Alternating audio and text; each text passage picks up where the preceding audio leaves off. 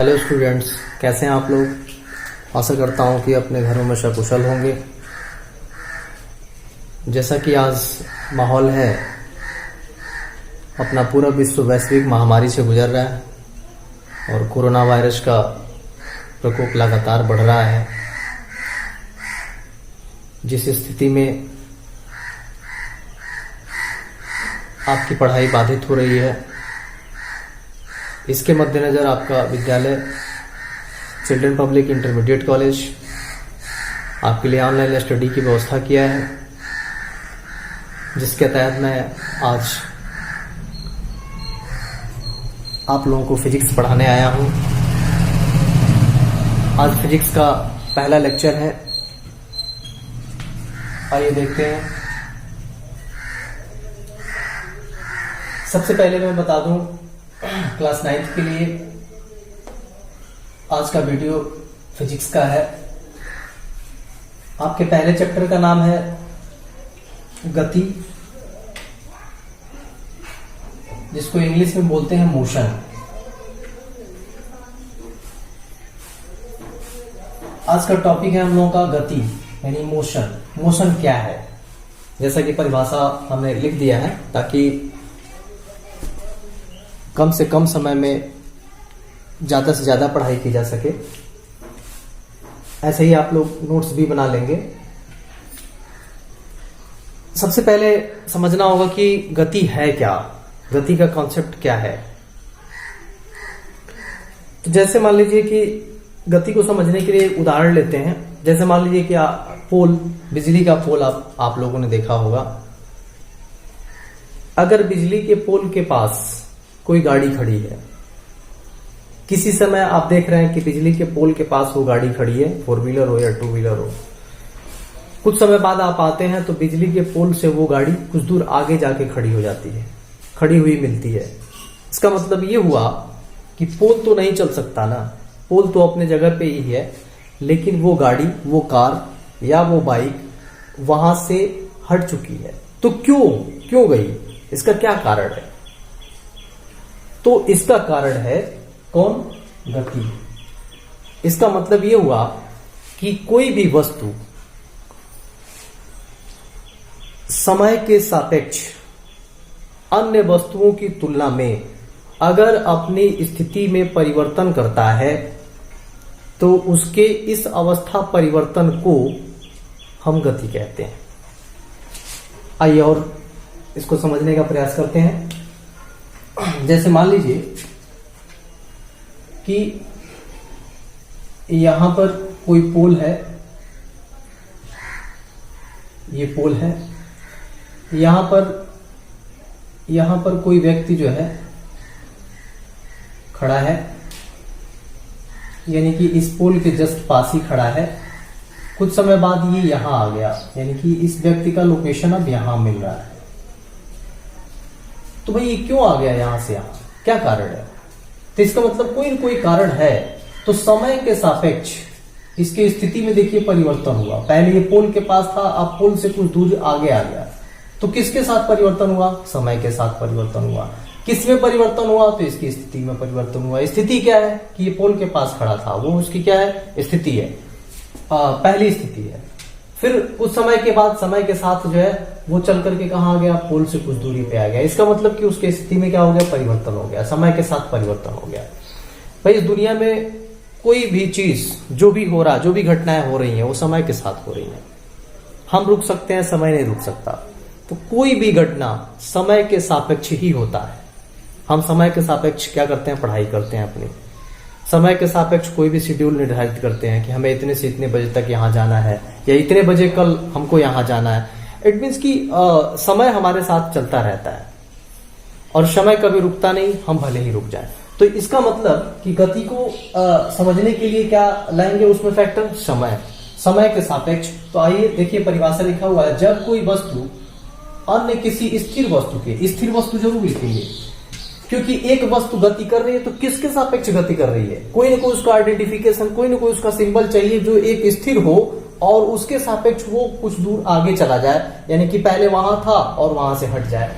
तो वही परिभाषा लिखा हुआ है, देखिए, जब कोई वस्तु अन्य किसी स्थिर वस्तु की तुलना में समय के सापेक्ष अपने स्थान में परिवर्तन करता है, तो वस्तु की इस अवस्था परिवर्तन को हम क्या कहते हैं? गति कहते हैं।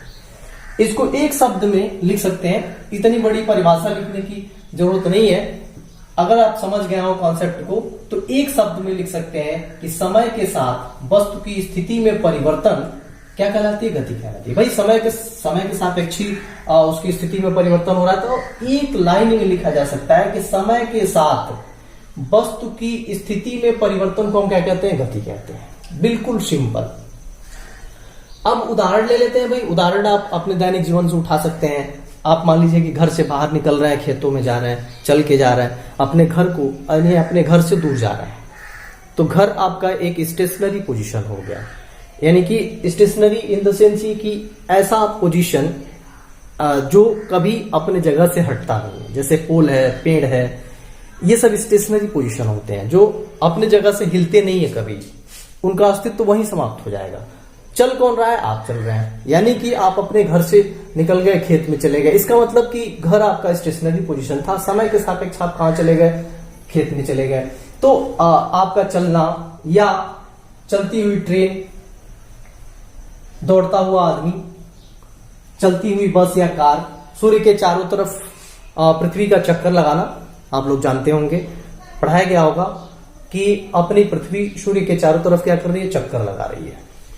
तो इसका मतलब कि पृथ्वी भी क्या कर रही है? सूर्य के चारों तरफ घूम रही है। किसके सापेक्ष घूम रही है? समय के सापेक्ष। कैसे कहेंगे कि समय के सापेक्ष घूम रही है? तो अपना जो है पृथ्वी पर जो ईयर होता है, मतलब वर्ष होता है, वो 365 दिन का होता है। लीप ईयर 366 दिन का होता है। तो क्यों बनाया गया 365 दिन? 365 दिन में पृथ्वी सूर्य के चारों तरफ एक चक्कर घूम जाती है। इसी वजह से उसको क्या कहा गया? एक वर्ष कहा गया। तो किसके सापेक्ष घूम रही है भाई? 365 दिन। दिन क्या है? एक तरह का समय है। ठीक है।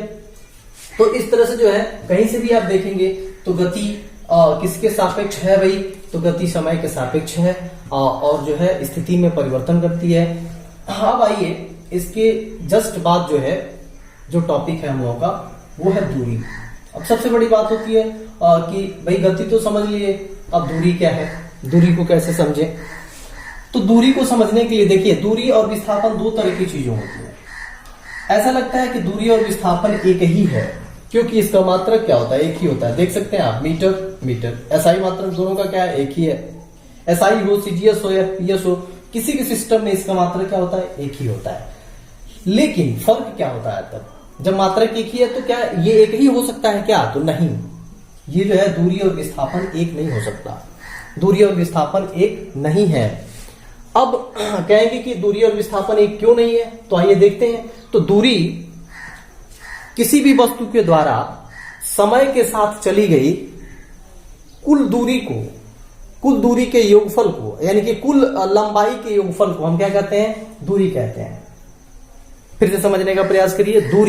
दूरी का मतलब यह हुआ कि किसी वस्तु के द्वारा समय के साथ चली गई लंबाई के योगफल को हम क्या कहते हैं? दूरी कहते हैं। जबकि एक निश्चित दिशा में समय के साथ एक बिंदु से दो बिंदु के बीच की दूरी को हम क्या कहते हैं? लंबवत दूरी को हम कहते हैं क्या? विस्थापन।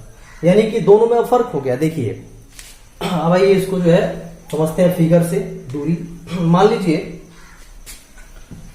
कि तीन मित्र हैं, दो मित्र हैं ए बी, और एक यहां पे मार्केट है सी। एक ए मित्र अपने बी मित्र के घर जाना चाहता है। दो रास्ता है जाने का। एक रास्ता तो सीधे ए से बी के घर का है, जो कहीं स्टॉपेज नहीं है, डायरेक्ट अपने घर से उठा और अपने मित्र बी के घर चला गया। और एक रास्ता ऐसा है कि ए अपने घर से चला तो एक बीच में मार्केट पड़ा सी, और फिर मार्केट से हो करके अपने मित्र के घर गया, यानी कि बी के घर गया। तो देखिए दो रास्ते हैं। एक तो ए के घर से सीधा रास्ता बी के घर जाता है, और एक रास्ता मार्केट से होता हुआ बी के घर जाता है। मान लेते हैं कि ये जो दूरी है, यानी कि ए से और मार्केट, यानी कि मार्केट जो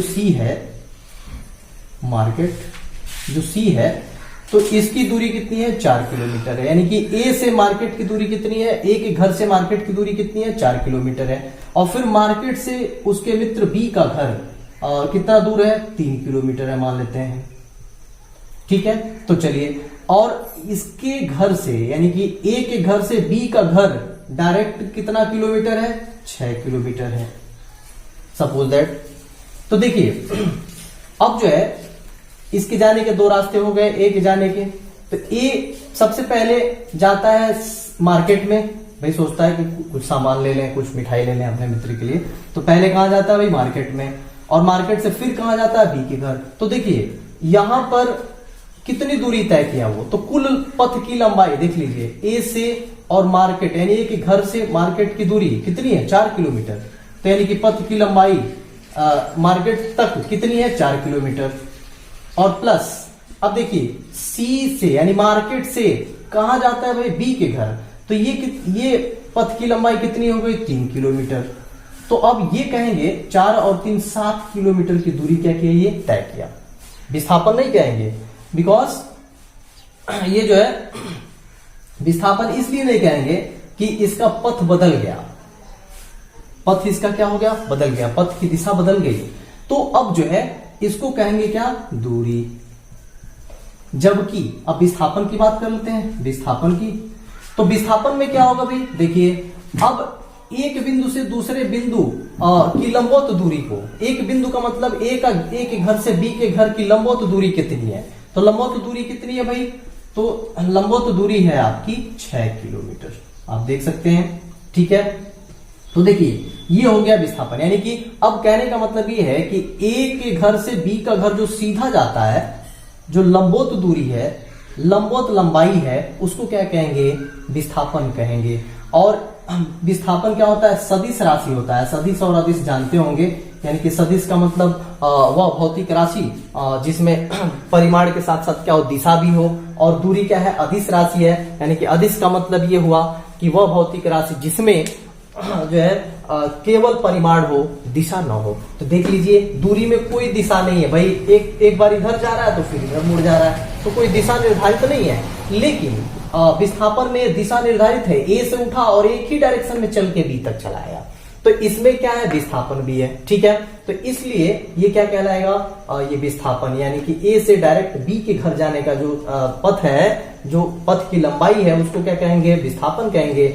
और ए से बी के घर जाने का जो ये टेढ़ा मेढ़ा रास्ता है, यानी कि मार्केट से होकर के बी के घर जाने का जो रास्ता है, वो क्या कहलाएगा, कुल पथ की लंबाई का मतलब क्या हो जाएगा, दूरी हो जाएगा। तो आइए देखिए परिभाषा लिखा हुआ है दूरी की, डिस्टेंस की, किसी निश्चित समय अंतराल में। भाई हमने कहा कि समय अंतराल के साथ हम चलते हैं, कोई निश्चित समय अंतराल, जैसे मान लीजिए कि उसके घर जाने में आधा घंटा लग गया, 30 मिनट लग गया, तो ये समय अंतराल हो गया कि कब से हम चलना शुरू किया अपने घर से और कब उसके घर पहुंच गए, तो ये समय अंतराल हो गया बीच का।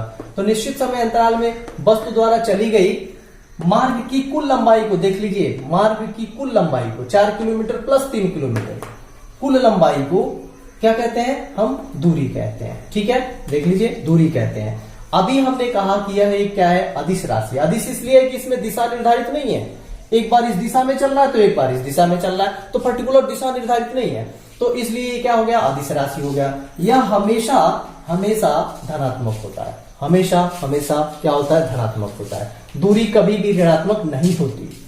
इसका ऐसा ही मात्रक क्या होता है, मीटर होता है। इसका सीजीएस सिस्टम में मात्रक क्या होता है, सेंटीमीटर होता है। छोटी लंबाई नापना होगा तो किसमें नापेंगे आप, सेंटीमीटर में, तो सीजीएस सिस्टम में होगा।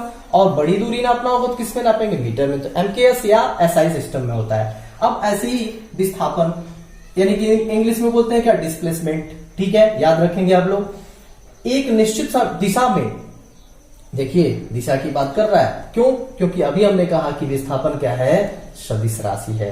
तो जब सदिश राशि कहेंगे तो यानी कि उसमें दिशा जरूर आएगी। तो एक निश्चित दिशा में, वो भी क्या, निश्चित दिशा, देख लीजिए एक निश्चित दिशा है, कहीं ये टर्न नहीं हो रहा है, डायरेक्ट यहां से उठा और यहां चला आया, तो यानी कि विस्थापित हो गया। कोई वस्तु एक जगह से उठा के आप दूसरी जगह रख देते हैं तो क्या कहते हैं, एक जगह से हमने विस्थापित कर दिया, रख दिया, तो एक पर्टिकुलर डायरेक्शन में ही रखते हैं। तो इस तरह से एक निश्चित दिशा में दो बिंदुओं के बीच की लंबवत दूरी को देख लीजिए, दो बिंदुओं के बीच की ये लंबवत दूरी है, लंबवत मतलब सीधा दूरी, सीधा, कहीं टेढ़ा मेढ़ा नहीं, लंबवत दूरी को क्या कहते हैं, विस्थापन कहते हैं। और जैसा कि हमने कहा कि यह क्या होता है भाई, एक सदिश राशि होता है क्योंकि एक पर्टिकुलर दिशा में है, और इसका एसआई मात्रक भी अभी हमने स्टार्टिंग में कहा कि इसका भी एसआई मात्रक क्या होता है, मीटर ही होता है। और यह सबसे बड़ी बात है कि धनात्मक भी हो सकता है, ऋणात्मक भी हो सकता है और शून्य भी हो सकता है। अब यहाँ से कंफ्यूजन आप लोगों के लिए होगा कि चलिए धनात्मक तो समझ में आ रहा है कि भाई यहाँ से यहाँ तक की दूरी को हम कह देंगे कि 6 किलोमीटर है, तो ये धनात्मक तो होगा, लेकिन ऋणात्मक और शून्य कब होगा? तो आइए ऋणात्मक और शून्य समझ लीजिए कि कब होगा ऋणात्मक और कब होगा शून्य। देखिए अगर जो है ए जो है बी के घर गया और फिर बी के घर से फिर वापस तो लौटेगा ना, अपने दोस्त के घर तो रह नहीं जाएगा, तो वापस जब जाएगा तो उसकी दूरी किसमें हो जाएगी, ऋणात्मक हो जाएगी। क्योंकि देखिए ये पर्टिकुलर दिशा है, मतलब अगर मान लीजिए कि ये पूर्व से किधर जा रहा है, पश्चिम में जा रहा है, पश्चिम में जा रहा है, यानी कि इसके घर से पश्चिम दिशा में, ए के घर से पश्चिम दिशा में बी का घर है, तो देखिए पूर्व से किधर जा रहा है, पश्चिम दिशा में जा रहा है। तो अगर इसको आप 6 किलोमीटर पॉजिटिव मान रहे हैं, जैसे भाई अपने घर से चलेगा तो पॉजिटिव डायरेक्शन मानेंगे, और फिर उसके बाद से अगर बी से ए के घर जाएगा, मतलब अपने घर वापस आएगा, तो यानी कि अब उल्टा दिशा में जाएगा, किधर से किधर जाएगा, ये तो हो गया आपका पूर्व से किधर, पश्चिम। और अब जो है फिर वापस जब लौटेगा तो पश्चिम से किधर चलेगा भाई, पूर्व की तरफ चलेगा। तो ये जो विस्थापन होगा वो किस में हो जाएगा भाई, माइनस में हो जाएगा। आप जानते हैं नंबर लाइन पे भाई लेफ्ट में राइट में जब चलते हैं तो वैल्यू किस में होती है, पॉजिटिव में होती है, और लेफ्ट में चलते हैं तो वैल्यू किस में होती है, नेगेटिव में होती है। तो ये देखिए पहले अगर मान लीजिए कि पॉजिटिव डायरेक्शन में चला तो फिर वापस लौटेगा तो किधर जाएगा, नेगेटिव डायरेक्शन में जाएगा। तो अब यहां से जो है ये देखिए कि ये पहले क्या कहा आपने, विस्थापन +6 किलोमीटर है, फिर वापस गया तो क्या कहा आपने, -6 किलोमीटर। तो अब तो ये बात आप लोगों को समझ में आ गई कि माइनस भी हो सकता है भाई, जब हम वापस रखेंगे वस्तु को तो क्या हो जाएगा, माइनस में, या हम वापस चल के चले जाएंगे वहां पर तो क्या हो जाएगा, माइनस में वो विस्थापन होगा। अब शून्य कब होगा भाई, तो जरा देख लीजिए कुल विस्थापन जरा निकालिए। तो ए बी के घर गया और फिर बी के घर से अपने घर वापस आ गया, तो भाई पहली बार में भी 6 किलोमीटर चला, दूसरी बार में भी 6 किलोमीटर चला। फर्क क्या है कि दिशा का, यानी कि दिशा विपरीत चला दूसरी बार। तो अब इन दोनों को जरा जोड़िए, बीजगणितीय योग करिए, इन दोनों का कितना विस्थापन हुआ, कुल विस्थापन।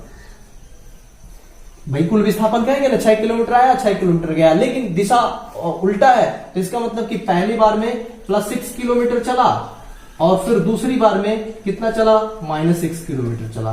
तो अब जरा टोटल करिए तो कितना आएगा, +6 और -6 आप जानते हैं क्या हो जाएगा, मैथमेटिक्स से 0।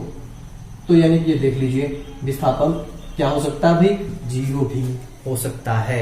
मुझे उम्मीद है कि ये वीडियो आप लोगों को अच्छा लगा होगा, बिल्कुल समझ में आया होगा, और मैं प्रयास भी करूंगा कि आप लोगों को 100% कॉन्सेप्ट दूं। इसके लिए आप लोगों को बस एक काम करना होगा कि ये मेरा चैनल है mystery of physics bye Avinash sir, इसको जो है लाइक और सब्सक्राइब जरूर करें। सब्सक्राइब और लाइक करने से ये फायदा है कि जब भी मैं वीडियो डालूंगा, नया वीडियो, तो आप लोगों को तुरंत नोटिफिकेशन मिल जाएगा, तुरंत आप लोगों को पता चल जाएगा कि ये अगला वीडियो आ गया है। तो ढेर सारी शुभकामनाओं के साथ मैं उम्मीद करूंगा, मैं आशा करूंगा कि आप मेरे द्वारा पढ़ाया गया ये पूरा टॉपिक आप तैयार करेंगे, मनन करेंगे, चिंतन करेंगे, अपने घर में रहेंगे, सोशल डिस्टेंसिंग का पूर्णतः पालन करेंगे और जो है सेफ रहेंगे। धन्यवाद।